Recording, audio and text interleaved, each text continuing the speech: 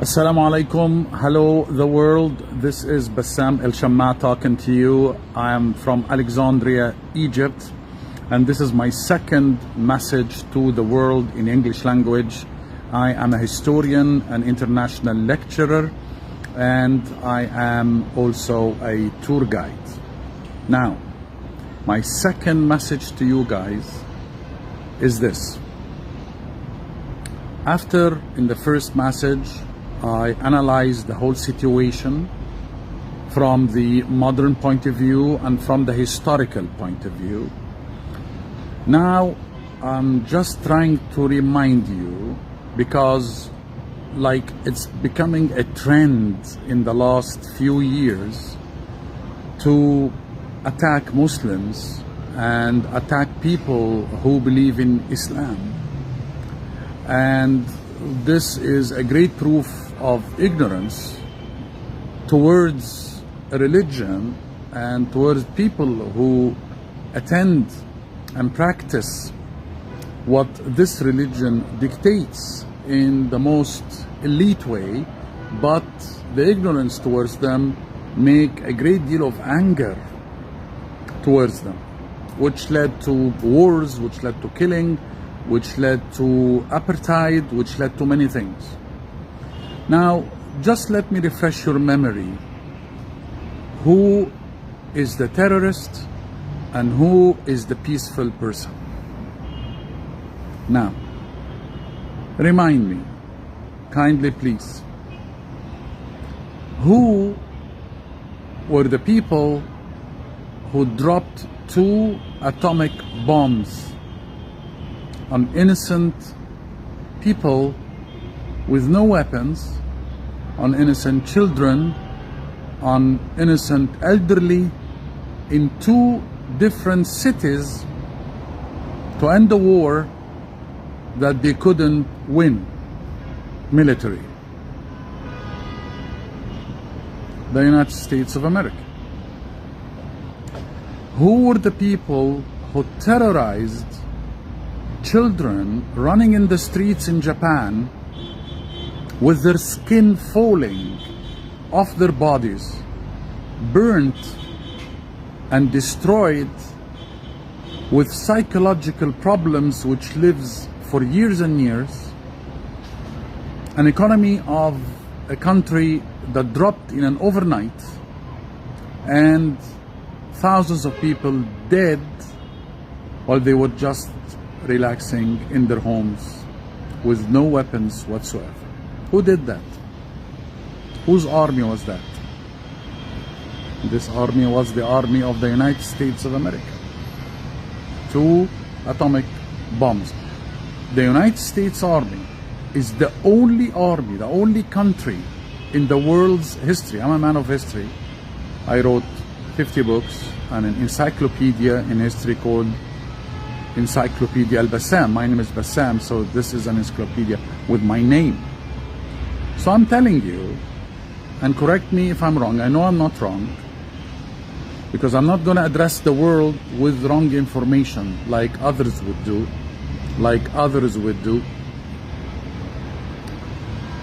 because we know who is the liar and we know who is telling the truth with documentations. The only country in the world's history that dropped atomic bombs from air on land on innocent people in Japan was the army of the United States of America. How are you living with this shame? How are you still continuing that shameful acts by wiping a whole nation from its land out, like the Europeans did with the Indians on the so-called American continent later?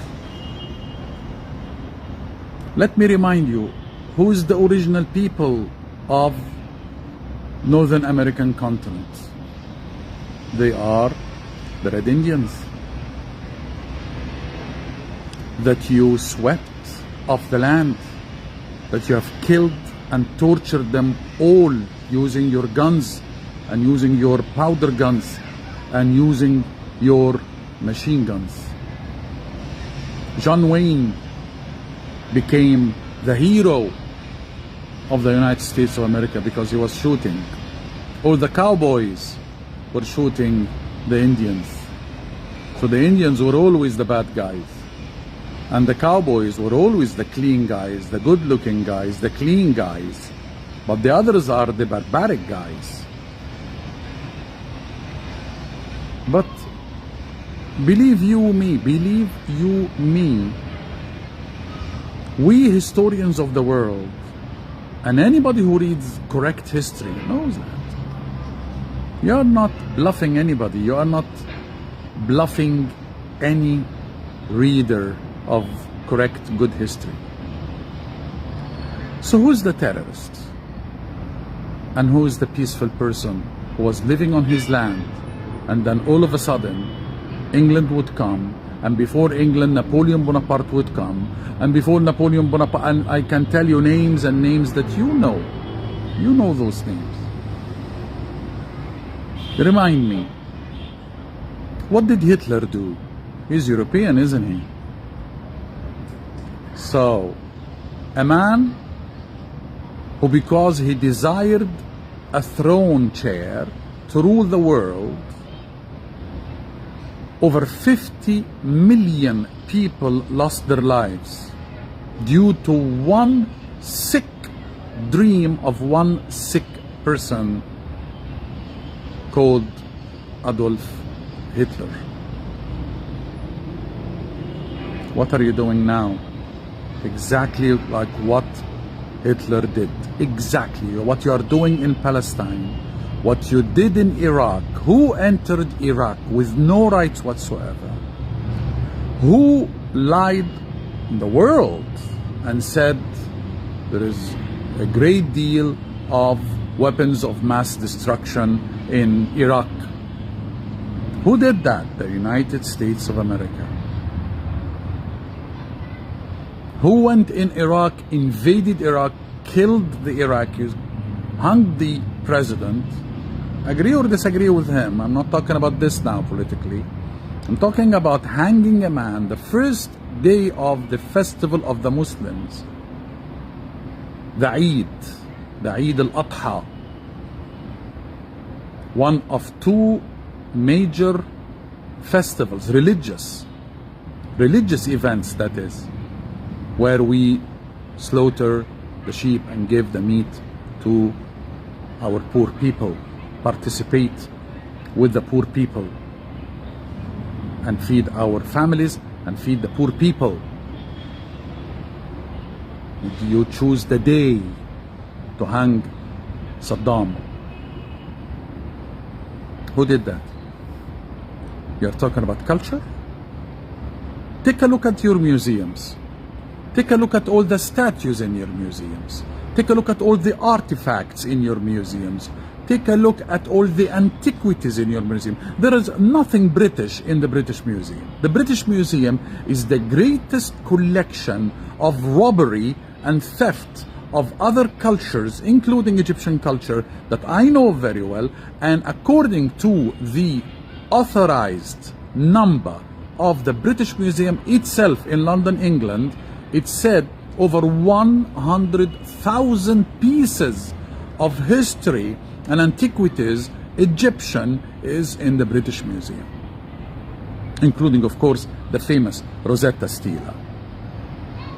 There is nothing British in the British Museum. It's all taken from other empires, other nations. And when we ask for it to be back to our homeland, to our place, to its place, you said, no, we are protecting it for you. What protection? What protection? The Munich Museum was bombarded. And in it was the rarest fossil of an Egyptian dinosaur called Spinosaurus aegyptiacus. Read your history. And it was destroyed, forever gone. one of the rarest fossils in the history of dinosaurs was gone. The Egyptian fossils of the Egyptian dinosaur called Spinosaurus aegyptiacus. So what protection? What protection? The Museum of Boston was stolen. 500 million US dollars worth of paintings of Monet and other famous artists by people who entered wearing a police outfit. If I saw this in a comic movie, I would have laughed my head off. And that is in the United States. The place, the protector of the world, the policeman of the world, the traffic policeman of the world. I love Americans. I lectured in the United States and I was treated like a king there by respect, by respectable people. By respectable people, respectable Americans who loved Egypt and loved the culture and loved the civilizations.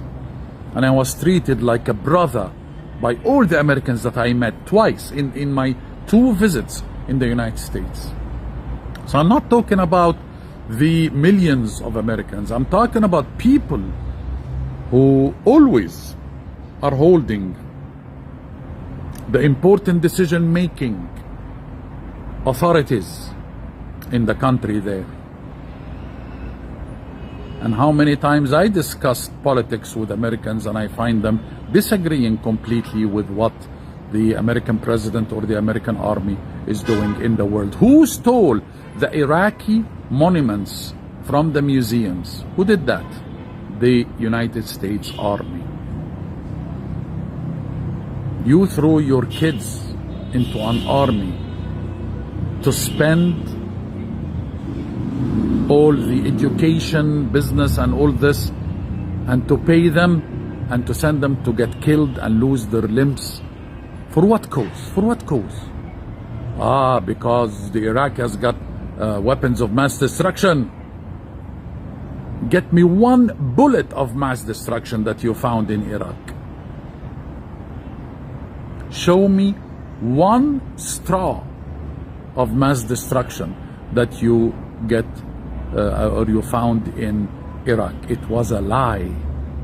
It was a lie. Millions and thousands of people were injured and lost their souls and lost their best beloved ones and lost their own lives. A country which is still suffering till today economically. Why? Because you want power. You desire power. It is in here. It is in your head. Tell me, who is the terrorist? Mussolini? And what he did with fascism? Tell me, who is the terrorists? The Christians in Andalusia killing Muslims and Jews? Muslims and Jews in Andalusia were killed.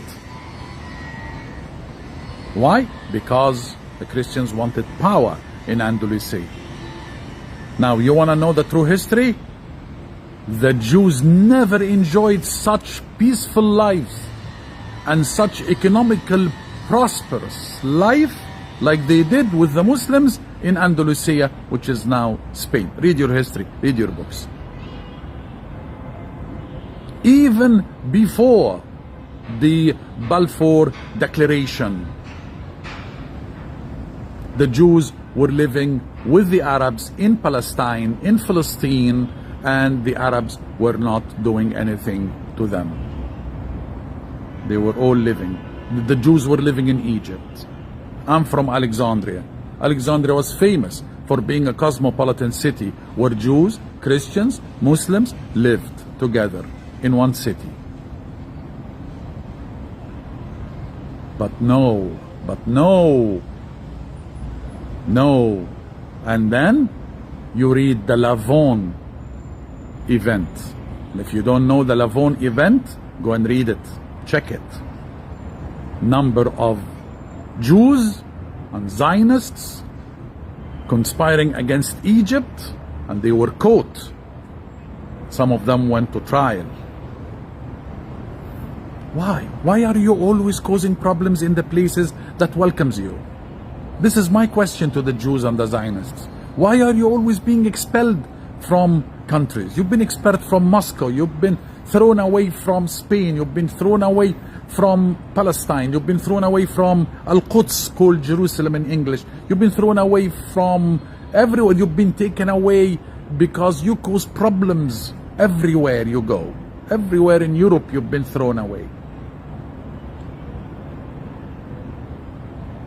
Now I'm personally surprised, because you always keep on telling us, oh, the Holocaust, oh, we've been burned, oh, we've been gassed, oh, you've been this. So if this is true, if what you are saying is true, dealing with the Holocaust, why are you holocausting everybody? You cannot expel 8 million people out of planet Earth to live on your own with your power. You cannot do that. And you are not going to do that. And you are going to fail in doing that. No occupation survived. Read your history. No occupied land kept occupied the rest of its long living history. All occupations in the history of mankind ended by the defeat of the occupier. No matter you are using F-35s or F-15 or 16 or 18, or you are using white phosphorus bombs.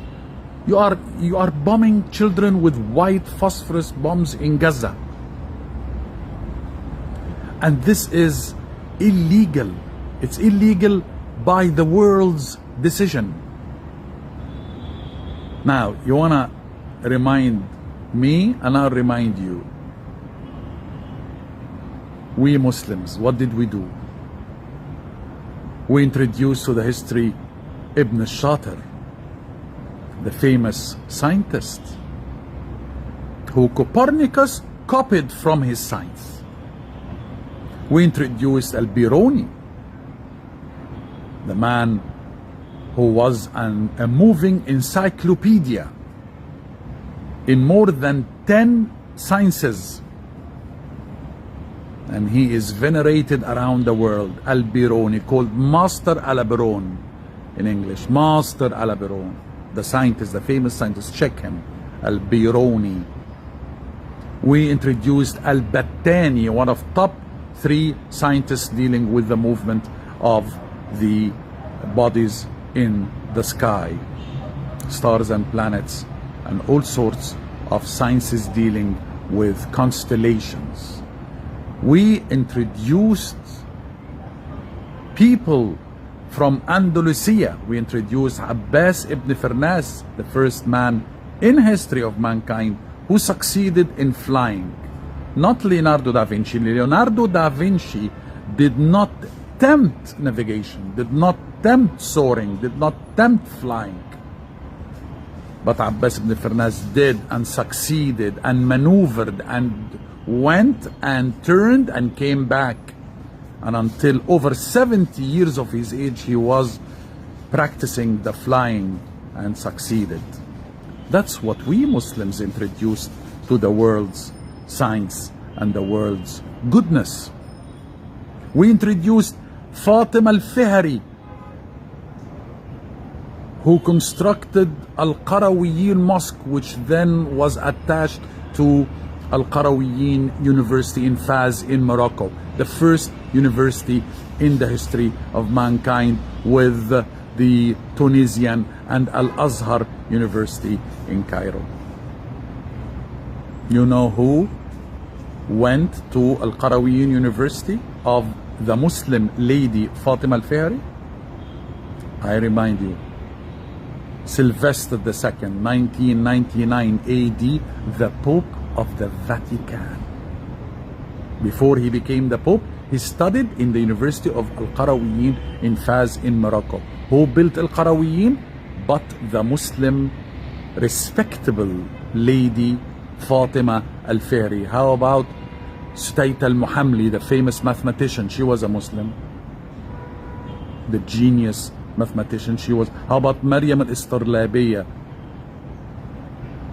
the genius Muslim lady who made the astrolabe, You know what they called the astrolabe? They called it the best invention for science all the way until the computer. That's us. That's us Muslims. We introduced this. We introduced justice to the kingdom of Muslims when? In 80 years after the Islam was introduced in the Arab Peninsula, in 80 years, Islam was from the Western Europe all the way until Eastern Asia. People loved to embrace Islam because of its justice and because of its attitude against apartheid. It's anti-apartheid. We are against the apartheid. We are against the differentiation between mankind according to a skin color.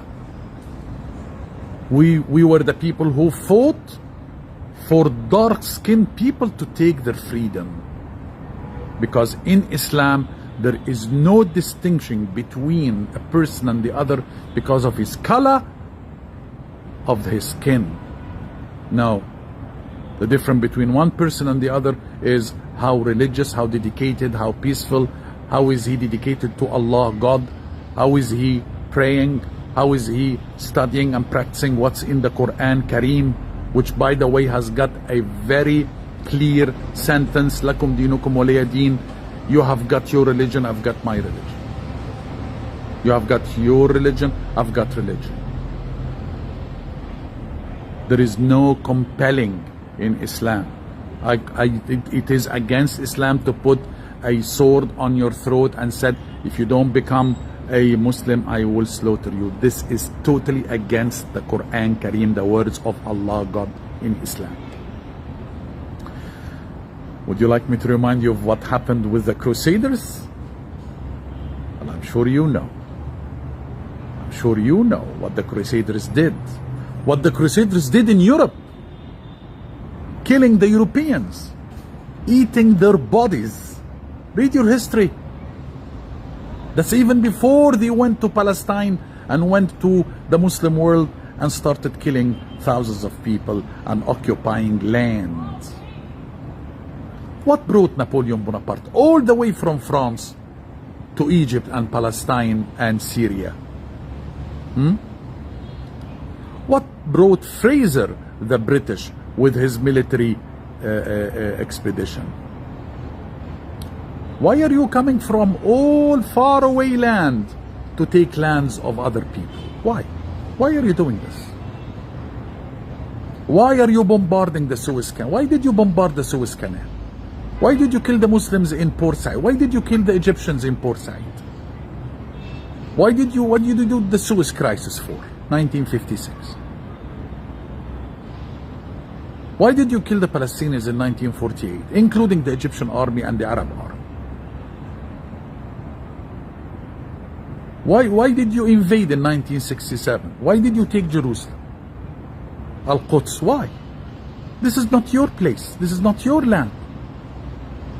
How would you like it if I came into your house, raped your wife, killed your children right in front of your eyes, took your land, kicked you out and said that is mine? Because I'm more powerful than you. I've got a gun. I've got a gun in my hand. But that's not human. That's not logic. We should live all in peace in this planet. This is why we are here. We are here to know each other. This is what Quran said. This is the words of Allah. We created you, males and females, to get to know each other, to be nations, to be tribes, to be nations, to be people, to get to know each other in peace. I learn about you, you learn about me, we learn how to disagree, we learn to sit and talk, we learn to understand more of each other, not by blood, not by lakes of blood, not by tanks. You're so proud of the Merkava. You're so proud of inventing the Jewish amazing military machine of the tank Merkava. Well, one child with a piece of stone in his hand, he humiliated the Merkava. The thousands of soldiers on the 7th of October 2023 caused you in Palestine what you didn't lose in all your wars with the Arabs. In one day, 7th of October 2023. So what did you do? Did you fight the people of Palestine who defeated you on the 7th of October 2023? Did you fight him soldier to soldier? Courageous man to a courageous man? No. No, you did not. You took your aeroplanes, you took your jet fighters that was given to you by the States, Mama America, and you flew with the top-notch technology against children in their houses, elderly, paralyzed ladies in their houses, living peacefully in Gaza, and you bombarded all of this. You bombarded mosques. You bombarded mosques. You tell me, when was the last time a Muslim bombarded to the ground a synagogue? And I will finish my talk to you, my second message to the world, here by Bassam El Shammaa from Egypt, by a famous incident that was documented in history. When the Muslims freed Al-Quds, Jerusalem, Sophronos, the patriarch, the Christian patriarch who was taking care of the big church of the Christians in Al-Quds, Jerusalem, he said, I'm not going to give the keys of Jerusalem but to your ruler. So Sayyidina Umar ibn al-Khattab, peace be unto him, traveled all the way to Jerusalem, Al-Quds, and he was welcomed by Sophronos, the Christian patriarch, and he visited the Al-Qiyamah church and the church near Al-Aqsa Mosque in Al-Quds in Palestine. When he was in with the patriarch, when the Muslim leader Omar was in the church, visiting the church, the azan, the calling, you know Muslims have 5 callings a day. That's the calling for prayer. We call it in Arabic the azan. So when the azan started calling, Omar started to leave the church to go for the prayers. Sophronos, the Christian patriarch, said, why are you going out? Pray here. That's okay.